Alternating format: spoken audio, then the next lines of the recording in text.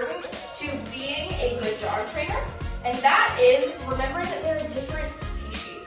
So with that comes different forms of communication.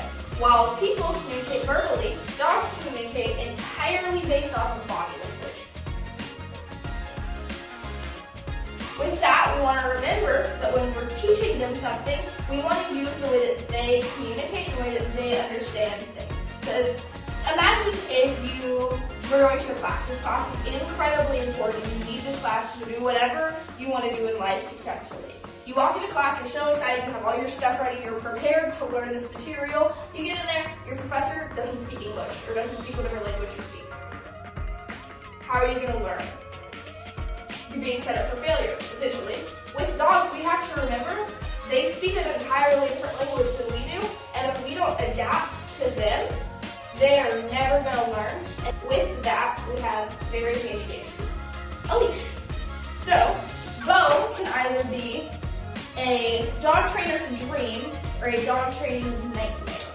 He came in as a little ranch dog. He had never had a leash put on him before. He didn't have a collar on, so it was a little more relaxed there. Some dogs really like the feeling of a collar on their neck if they've never had one before. But he had never had a leash put on him ever. So with that, he didn't know what it felt like to feel the leash pull.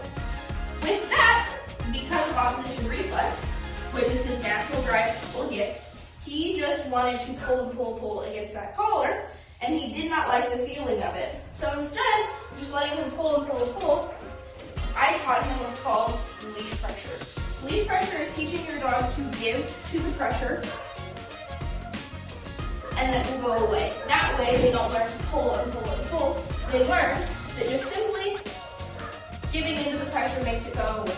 We don't have to yank and crank on our dogs. We don't have to pull them around because making your dog do something doesn't teach them anything. If I were to pull him up onto this place cot,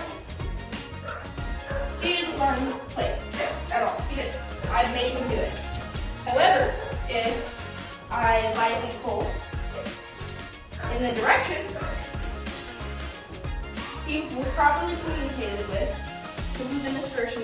With this, we have to remember that a leash is our best friend and our dog's best friend as well.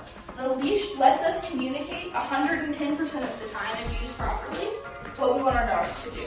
With this, a good exercise for teaching leash pressure is circles.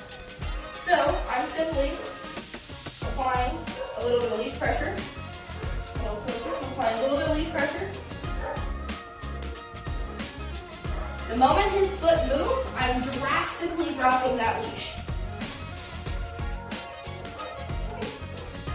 And pull. Yes. You can see the drastic drop of that leash. That's that pressure going away. The same way that if I wanted to use spatial pressure, which is a form of body language, if I just wanted to walk into him, he's gonna move out of my space. The leash is an extension of you. Use it to help your dog.